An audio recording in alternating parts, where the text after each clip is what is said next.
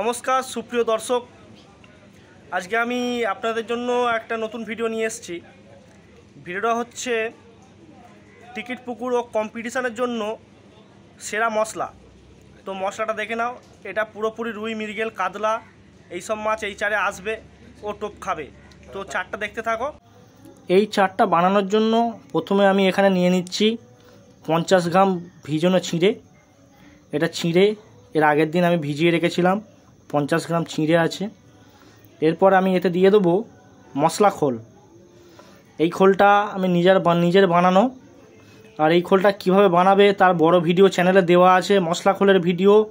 সেই ভিডিওটা তোমরা দেখে নিতে পারো, দেখলে বুঝতে পেরে যাবে এইটা কিভাবে বানাতে হবে। এই মশলা খোলটা এতে দিতে হবে 200 গ্রামের মতো।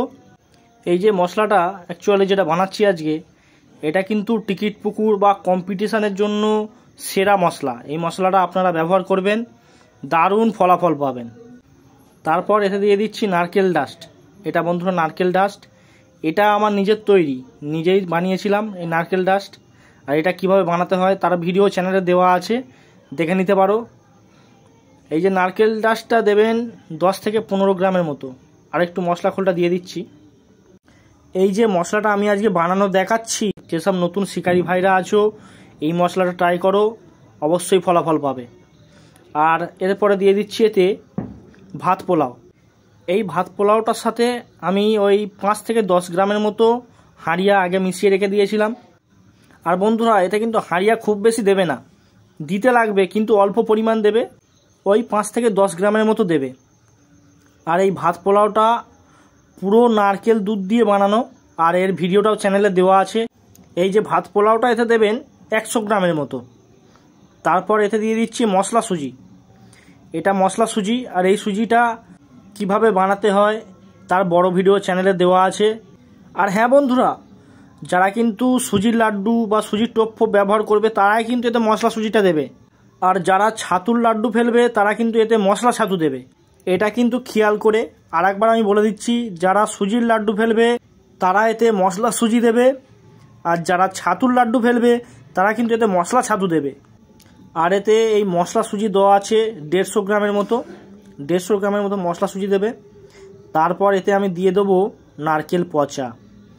এই নারকেল পচাটা কিন্তু আমার নিজের বানানো, এটা খুবই একটু ভালো কিন্তু নারকেল পচা। এই নারকেল পচা বানানোর একটা পদ্ধতি আছে, সেটা কিন্তু চ্যানেলে দেওয়া আছে, কিভাবে কি বানাতে হয় নারকেল পচা বানানোর ভিডিও চ্যানেলে দেওয়া আছে, সেটা পারলে তোমরা দেখে নিতে পারো। আর এই যে নারকেল পচাটা, এটা মোটামুটি একটা পরিমাণ মতো দিতে হবে, লক্ষ্য রাখতে হবে যেন না বেশি নরম হয়ে যায় আবার বেশি না শক্ত থাকে, সেই রকম একটা পরিমাণ মতো দেবে না এই নারকেল পচাটা। এই যে চারটা আজকে আমি দেখালাম, এটা প্রায় আজকে রেডি হয়ে গেছে, দেখতেই পাচ্ছ এটা কিন্তু রেডি হয়ে গেছে, পুরো কমপ্লিট। এটা এবারে এইরকমভাবে নাড়ু করবে, দেখুন।